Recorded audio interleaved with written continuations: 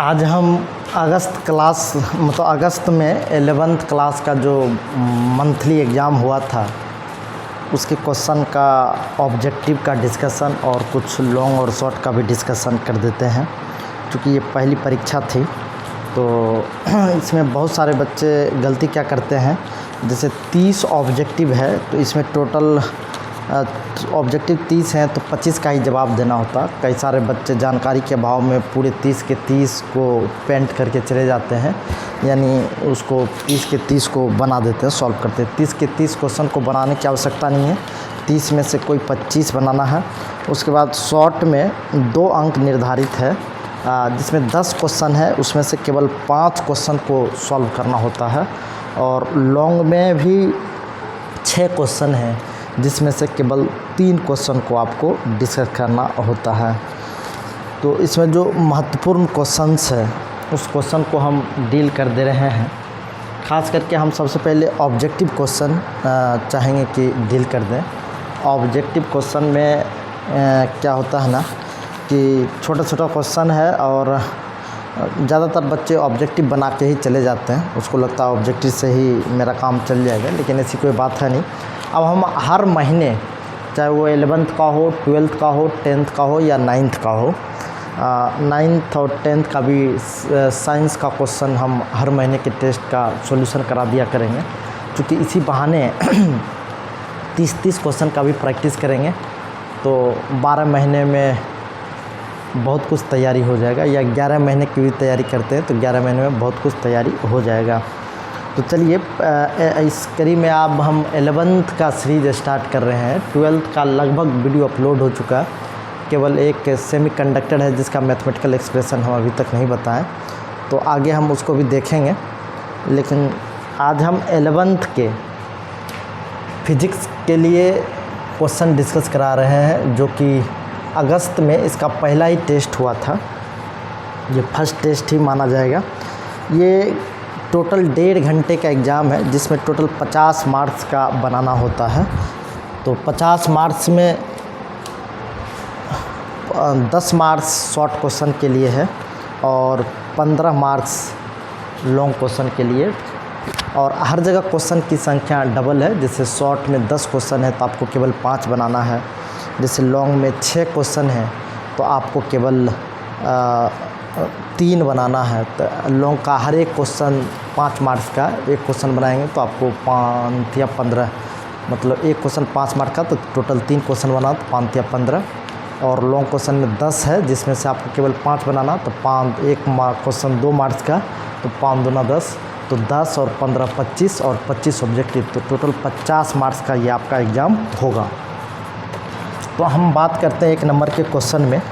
1 number का जो question है ये पूछ रहा डाइन इंटू सेकेंड किसका मात्रक है। डाइन इंटू सेकेंड किसका मात्रक है, तो आप लोग यूनिट एंड डायमेंशन में पढ़े होंगे। डाइन किसका मात्रक है, ये फोर्स का मात्रक है। सेकेंड किसका मात्रक है, ये टाइम का मात्रक है। तो एफ डेल टी, तो एफ डेल टी ये फार्मूला किसका होता है, ये आवेग का होता है। समय अंतराल और बल के गुणनफल को ये क्या कहते हैं, आवेग। तो डाइन इंटू सेकेंड हो या न्यूटन इंटू सेकेंड हो, ये मात्रक किसका हो जाएगा, आवेग का मात्रक हो जाएगा। जिसमें 1 में बी नंबर ऑप्शन है, आप लोग इसको टिक करेंगे। दूसरा क्वेश्चन था 1 kg भार किसके बराबर होता है। तो 1 kg भार का जब कभी बात आए तो 1 kg वेट है ये, तो 1 kg वेट, तो 1 kg वेट मतलब 1 kg इसका द्रव्यमान है और ये वेट जो होता है ये mg के बराबर होता है।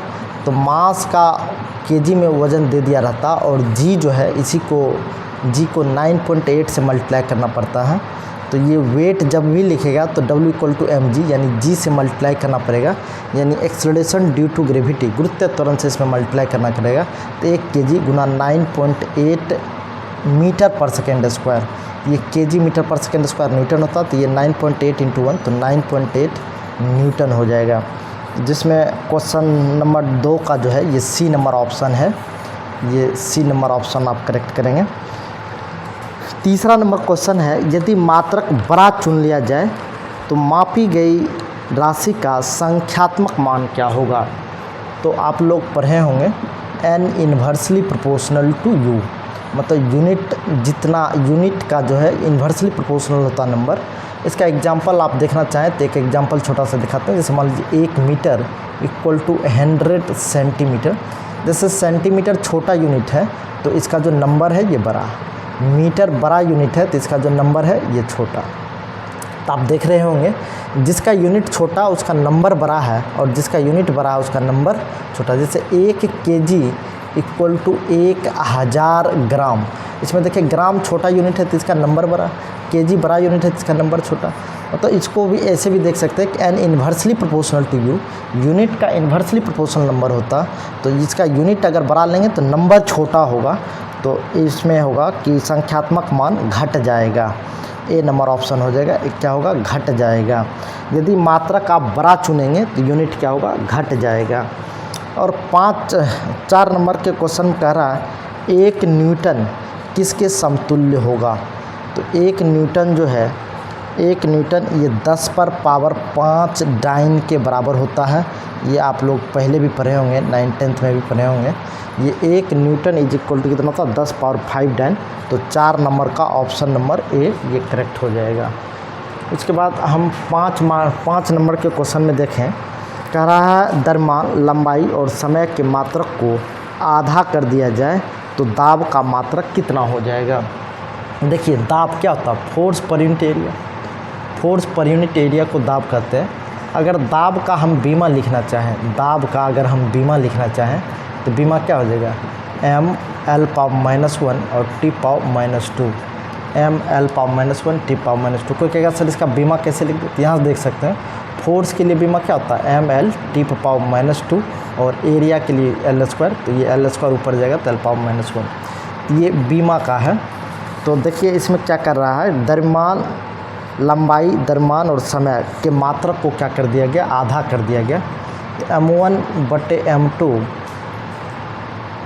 इसको एक साथ कर लेंगे, ये L1/L2 इसके भी मात्रक को एक साथ कर लेंगे, T1/T2 इसके भी मात्रक को एक साथ कर लेंगे। अच्छा मान लीजिए कि शुरुआत में मास m था और बाद में उसका आधा कर दिया गया तो m/2। शुरुआत में लेंथ l था और बाद में लेंथ भी क्या कर दिया गया आधा कर दिया गया। तो इस तरीके से शुरुआत में टाइम t था और बाद में टाइम आधा कर दिया गया, तो ये इस तरीके से आएगा। तो m से m कैंसिल हो जाएगा तो ये 2 और ये l से l कैंसिल हो जाएगा तो 2 पर पावर ये -1 और t से t कैंसिल हो जाएगा तो ये 2 पर पावर ये -2। तो 2 और 2 पर पावर -1 एक दूसरे को काउंटर बैलेंस कर लेगा, ये 2 पर पावर -2। तो 2 पावर -2 का मतलब हो जाएगा 1/4, मतलब ये जो है 1/4 रह जाएगा। तो ये 2 से 2 कैंसिल हो जाएगा, 2 पावर -2 मतलब 1/4। यदि सबको 2 गुना कर दिया मतलब आधा कर दिया जाए तो मात्रक कितना हो जाएगा 1/4। तो मात्रक 1/4, ये t से t कैंसिल, 2 पर पावर -2 तो मतलब 1/4। यदि द्रव्यमान लंबाई समय प्रत्येक के मात्रक को आधा कर दिया जाए, तो प्रत्येक के मात्रक को आधा कर दिया गया तो आधा करने से क्या हो गया कि नया मात्रक जो है ये 1/4 गुना हो जा रहा है। ये 7 नंबर में कह रहा है, ये 6 नंबर का जो क्वेश्चन है, लंबाई का मात्रक 2 गुना करने पर क्या होगा। लंबाई का मात्रक 2 गुना कर देने पर किस राशि का मान नहीं बदलेगा। तो जिसमें लंबाई का मात्रक बढ़ाने पर किस राशि का मान नहीं बदलेगा, तो 6 नंबर के क्वेश्चन को डील करने के लिए हम क्या करते हैं, तो इसमें लंबाई तो निश्चित रूप से बदल जाए, चूँकि लंबाई 2 गुना है। इसका ऑप्शन से हमको चेक करना पड़ेगा। बी नंबर में पृष्ठीय तनाव है और पृष्ठीय तनाव सरफेस टेंशन होता है, ये फोर्स पर यूनिट लेंथ होता है। इसके बीमा की जब बात करें तो इसके बीमा के लिए फोर्स के लिए बीमा आएगा ml t पावर -2 और लेंथ के लिए बीमा l, तो ये हो जाएगा m और l पर पावर 0 और t पावर -2। तो ये पृष्ठीय तनाव का जो बीमा होगा लेंथ को चेंज करने पर कोई असर नहीं पड़ेगा, क्योंकि लेंथ का इसमें कोई योगदान ही नहीं है। तो 6 नंबर के क्वेश्चन में बी नंबर ऑप्शन हो जाएगा, बी नंबर ऑप्शन हो जाएगा। कहता एक जूल समतुल्य होगा, एक जूल किसके समतुल्य होगा, तो जूल किसका मात्रक है, जूल जो है वर्क का मात्रक है, और वर्क इक्वल होता क्या, फोर्स इनटू डिस्प्लेसमेंट। अगर हम फोर्स का मात्रक लिखना चाहें तो ये डब्लू का मात्रक लिखना चाहें तो फोर्स का मात्रक क्या लिख सकते हैं, न्यूटन, और विस्थापन का मात्रक मीटर। लेकिन न्यूटन आता किसके था, तो ये न्यूटन जो आता था केजी मीटर पर सेकेंड स्क्वायर इंटू मीटर, तो ये हो जाएगा केजी मीटर स्क्वायर पर सेकेंड स्क्वायर। तो ये केजी मीटर स्क्वायर पर सेकेंड स्क्वायर जो ऑप्शन है ये ऑप्शन नंबर डी है। तो कहेगा सर न्यूटन को आप केजी मीटर पर सेकेंड स्क्वायर कैसे लिख दिए, याद होगा force F equal to M में होता है, और F का अगर मात्रक लिखने की बात करें तो F का जो मात्रक लिखाएगा, m द्रव्यमान है तो द्रव्यमान का मात्रक ये केजी, ए एक्सेलरेशन यानी त्वरण है, त्वरण का मात्रक मीटर पर सेकेंड स्क्वायर। तो इसी केजी मीटर पर सेकेंड स्क्वायर को एक शब्द में हम लोग न्यूटन कह दिया करते हैं, तो इसलिए न्यूटन को केजी मीटर पर सेकेंड स्क्वायर भी हम लोग लिखते हैं। तो चलिए ये 7 का ऑप्शन नंबर डी हो जाएगा, केजी मीटर स्क्वायर पर सेकेंड स्क्वायर। अब 8 नंबर,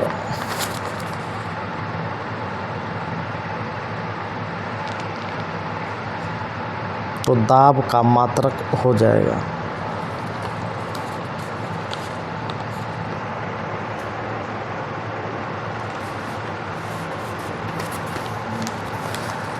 शक्ति का मात्रक। तो कहता शक्ति का मात्रक होगा, तो शक्ति का मात्रक इसमें वाट होगा, क्यों, चूँकि पावर इक्वल टू होता वर्क पर यूनिट टाइम, तो वर्क के लिए जो मात्रक आएगा जूल और टाइम के लिए सेकेंड, तो इसी जूल पर सेकेंड को हम वाट कहते हैं, जूल पर सेकेंड को हम क्या कहते हैं, वाट। तो चलिए अब शक्ति का मात्रक क्या हो जाएगा, वाट। अब 9 नंबर में अगर हम देखें तो पृष्ठीय तनाव का मात्रक, पृष्ठीय तनाव का मात्रक क्या होगा, तो पृष्ठीय तनाव का मात्रक एक्चुअल में यहाँ हम एक बार पृष्ठीय तनाव का फार्मूला उपयोग कर चुके हैं, तो वहाँ से भी काम कर सकते हैं। तो 6 नंबर में अगर हम देखें तो 6 नंबर में अगर हम देखें तो पृष्ठीय तनाव का मात्रक,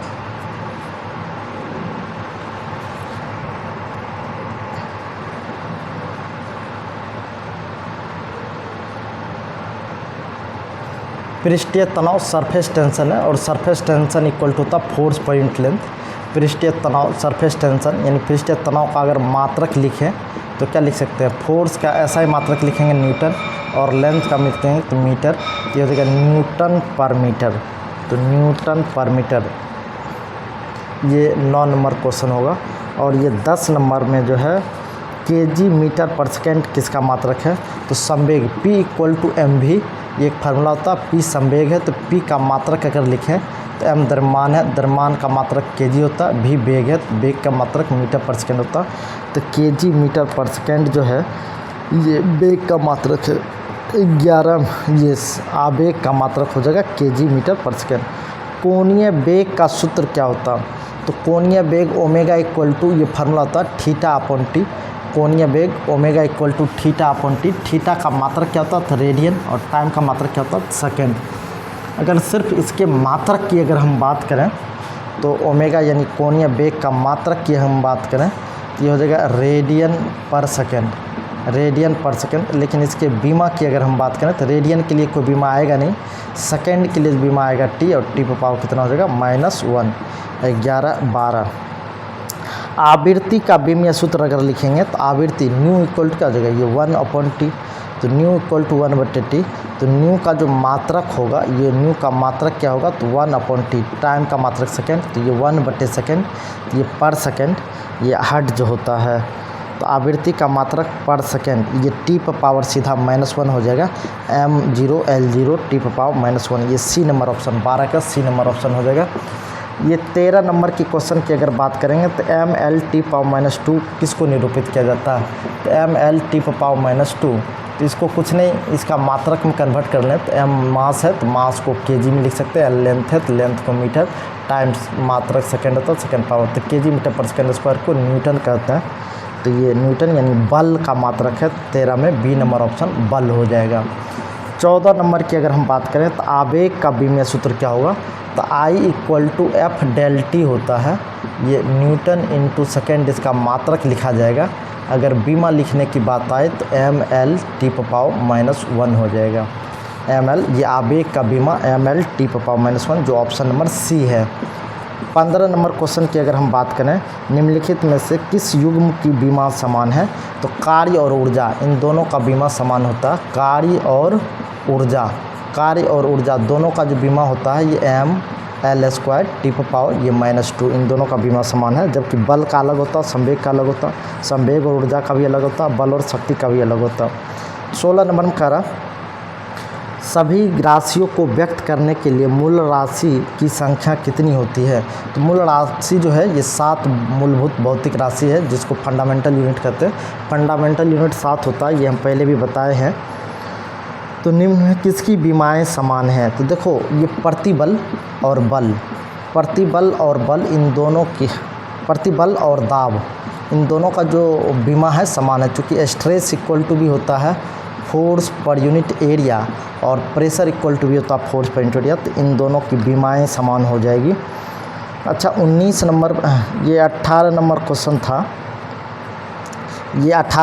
था, किन दोनों की बीमाएं समान है। 17 नंबर क्वेश्चन में श्यानता गुणांक का बीमीय सूत्र क्या होगा, तो श्यानता गुणांक का बीमीय सूत्र mL/-1 और t⁻⁻1 होगा। क्यों, तो आप निकाल सकते हैं F = 6π∗r भी, तो ईटा इक्वल टू लिख सकते हैं F/r भी।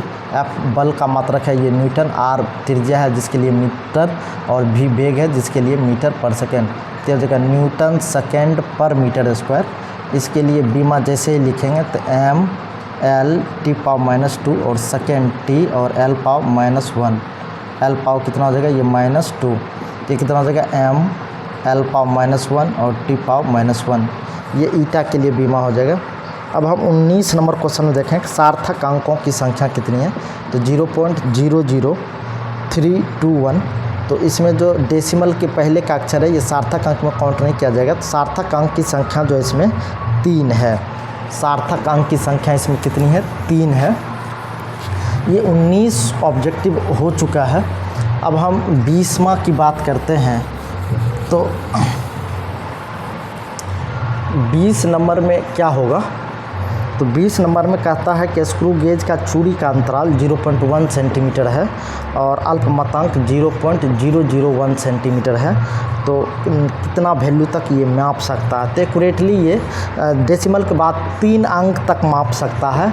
डेसिमल के बाद 3 अंक तक क्यों माप सकता है, क्योंकि इसका जो है अल्पमतांक यानी लिस्ट काउंट जो है ये डेसिमल के बाद 3 अक्षर तक जा रहा है, तो ये 3 अक्षर तक माप सकता है डेसिमल के बाद। 21 नंबर के क्वेश्चन में कह रहा है निम्नलिखित में से कौन सी सदिश राशि है, तो ऊर्जा, विभव और कार्य ये तीनों अदिश राशि है। सिर्फ एक संवेग है जिसमें दिशा होती है, तो ये सदिश राशि हो जाएगा। 22 नंबर में कहता निम्नलिखित में से कौन अदिश राशि है, तो इसमें विस्थापन, त्वरण और बल सब सदिश राशि है। सिर्फ तापमान एक ऐसा है जो अदिश राशि है, तापमान ए नंबर हो जाएगा। 23 नंबर के क्वेश्चन में कह रहा है निम्नलिखित में से कौन सदिश राशि नहीं है। सदिश राशि तो बल, संवेग और विद्युत क्षेत्र की तीव्रता ये सब सदिश राशि है। ए मात्रा यानी मास जो है ये अदिश राशि है यानी सदिश राशि नहीं है, तो आप याद रखेंगे। 24 कहता ए और बी के अदिश गुणनफल क्या है, तो अदिश गुणनफल का मतलब डॉट प्रोडक्ट, तो डॉट प्रोडक्ट में ही अदिश गुणनफल तो A vector dot B vector equal to mod of A mod of B cos theta. तो इसमें हो जाएगा ये ए बी कॉस थीटा, कुछ इस तरीके का होगा। 25 नंबर क्वेश्चन में कह रहा है A vector plus B vector plus C vector, A vector plus B vector equal to C vector. तो चूँकि A vector plus B vector equal to C vector है, तो इसमें ए बी और बी के बीच का ये कोण पूछा जा रहा है, ए और बी के बीच का कोण कितना होगा।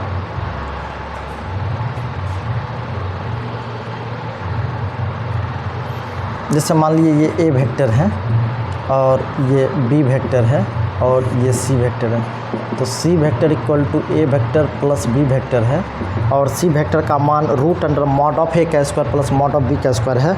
इसका मतलब है, देखिए इसमें जो फार्मूला आता है ये mod of C equal to आप लगा सकते थे रूट अंडर मॉड ऑफ ए का square plus mod of B का square plus 2 mod of A mod of B cos theta. तो ये कॉस थीटा का वैल्यू निकल जाएगा, इसमें मॉड ऑफ सी का वैल्यू आप केवल डाल देंगे, क्योंकि मॉड ऑफ सी का वैल्यू बोला रूट अंडर मॉड ऑफ ए का square plus mod of B के स्क्वायर के बराबर है। तो स्क्वायरिंग बोथ साइड कर देंगे, तो बोथ साइड स्क्वायर करने के बाद ये जो थीटा हैगा ये थीटा 90 डिग्री आ जाएगा 26 में। ये 25 का है, ये 25 का।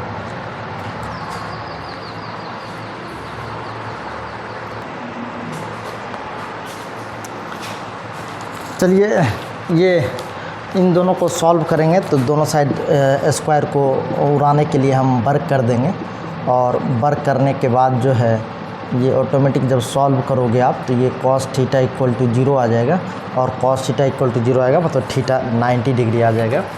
तो अब हम 26 नंबर के क्वेश्चन को भी चेक कर लेते हैं। 26 नंबर का क्वेश्चन कह रहा है A vector plus B vector is equal to A vector minus B vector, तो थीटा कितना होगा। तो थीटा निश्चित बी का मान क्या है, इसमें से कौन सा ऑप्शन सही है, तो सी इक्वल टू याद रखना है ए प्लस बी और ए माइनस बी सेम है। इसका मतलब है कि ऑप्शन नंबर सी जो है बी इक्वल टू 0 हो जाएगा, क्योंकि प्लस करने पे भी कोई असर नहीं पड़ रहा, माइनस करने पे भी कोई असर नहीं पड़ रहा, दोनों को बराबर, तो मतलब बी इक्वल टू 0 होगा। ये 27 नंबर क्वेश्चन क्या कह रहा है कि ए डॉट बी अगर 0 है तो दोनों के बीच का एंगल क्या होगा। ए डॉट बी अगर 0 है तो ये मॉड ऑफ है mod of B cos theta, ये क्या हो जाएगा 0, तो cos theta is equal to हो जाएगा 0 बटे मॉड ऑफ है मॉड ऑफ बी, तो cos theta is equal to 0, तो कॉस थीटा इक्वल टू ये हो जाएगा कॉस 90, तो थीटा इज इक्वल टू क्या हो जाएगा 90 डिग्री। याद रखेंगे दोनों के बीच का एंगल क्या हो जाएगा 90 डिग्री।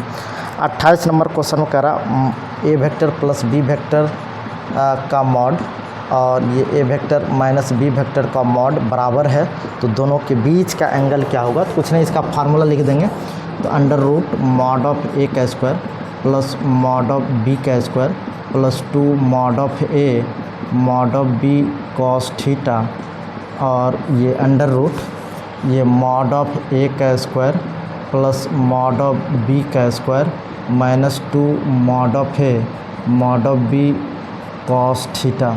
तो स्क्वायरिंग बोथ साइड कर देंगे, तो मॉड ऑफ ए का square plus mod of B का square plus 2 mod of A mod of B cos theta is equal to ये मॉड ऑफ ए का square plus mod of B का square minus 2 mod of A mod of b और ये cos theta.